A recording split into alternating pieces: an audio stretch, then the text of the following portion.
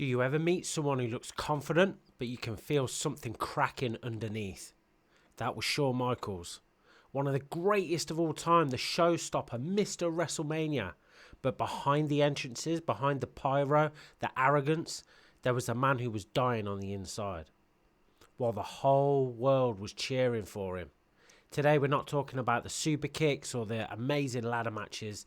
We're talking about what happens when the identity you built to protect yourself starts killing the real you. Let's get into it. 1, 2,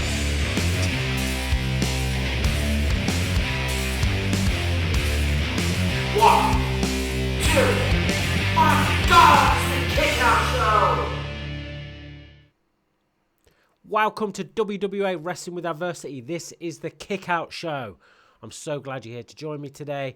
I've got one of the greatest characters ever, Shawn Michaels, and the real man inside. Because if there was ever a wrestler who knew how to act strong while feeling weak, it was him. And that hits close to home for a lot of us. I know it does for me, especially. Back in the 90s, Shawn wasn't just playing the Heartbreak Kid. He became the gimmick. He hid behind it. He lived inside of it. And that's what happens when deep down you don't feel like who you really are is ever enough. So you build a version of yourself that looks bulletproof, cocky, flashy, untouchable. That's what I did. But that confidence is paper thin. One bad day and it tears straight through. I get that. I lived it so much. It got me through a lot of hard times. I played my own gimmick. Not on purpose, not for attention, but because life forced me to grow armor. It forced me to grow up. Growing up in chaos and never feeling safe, never feeling good enough, you learn to act strong before you ever feel strong. It's just a way to protect yourself. For Shawn, it was the Heartbreak Kid. For me, it was anger, drinking, acting like I didn't care and pretending that life didn't hurt. But the truth is the same. When you don't feel enough, you start performing a version of you that ends up burning you alive. Then came 1998 for Shawn, the casket match with The Undertaker. A simple bump, he cracks his back. And that's the moment the mask breaks. He can't wrestle, he can't run from his demons, he can't hide behind HBK anymore.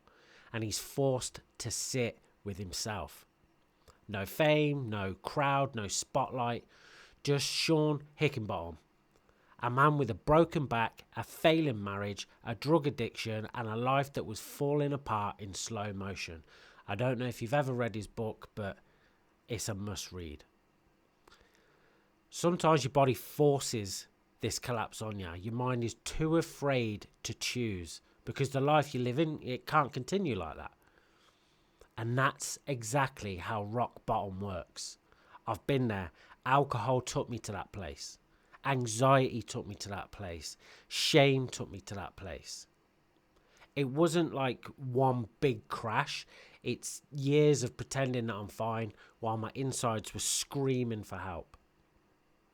Eventually, your system just goes, no more. You've got to fix this or else you can't get back up. And that's the point that I reached. That's when Shawn had to make a choice, not to come back to wrestling, not to perform again, not to win a title, but to rebuild himself as a man. So he found faith, he detoxed, he became a present father, he rebuilt his marriage, and he fixed that person inside his skin, not the character that you see on the screen. And that's what people forget. His comeback didn't begin at SummerSlam in 2002. It began in the quiet.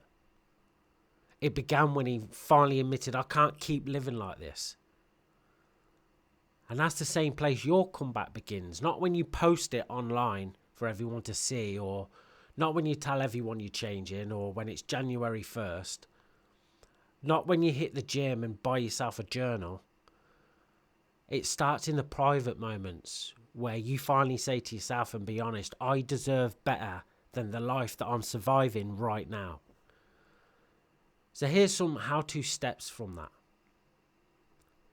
When you feel like collapsing, you have to be brutally honest with yourself. Stop pretending and drop the act. Say what's real, what's going on for you.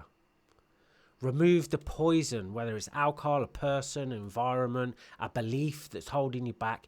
Cut that thing. It's killing you slowly.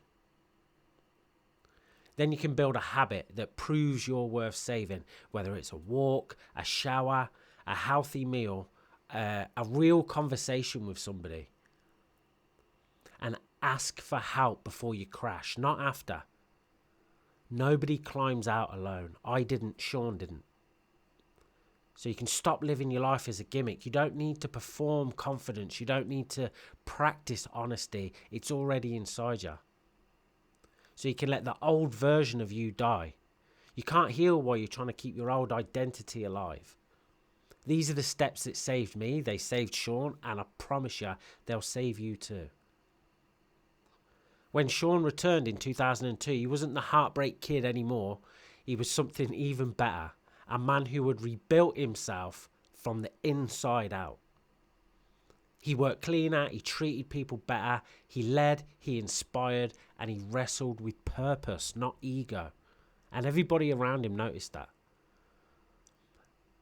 He didn't just have a second career, he had a second life. And that's what the message is today from me. Your story isn't over because you feel broken. Sometimes breaking is the only way you ever become who you were supposed to be. And that's what happened to me. I had to feel that. So if you've hit the mat, if you're on your back and you're staring at the lights, and if you feel like this version of your life can't continue, that's good. That's a good thing. It gives you direction and gives you purpose.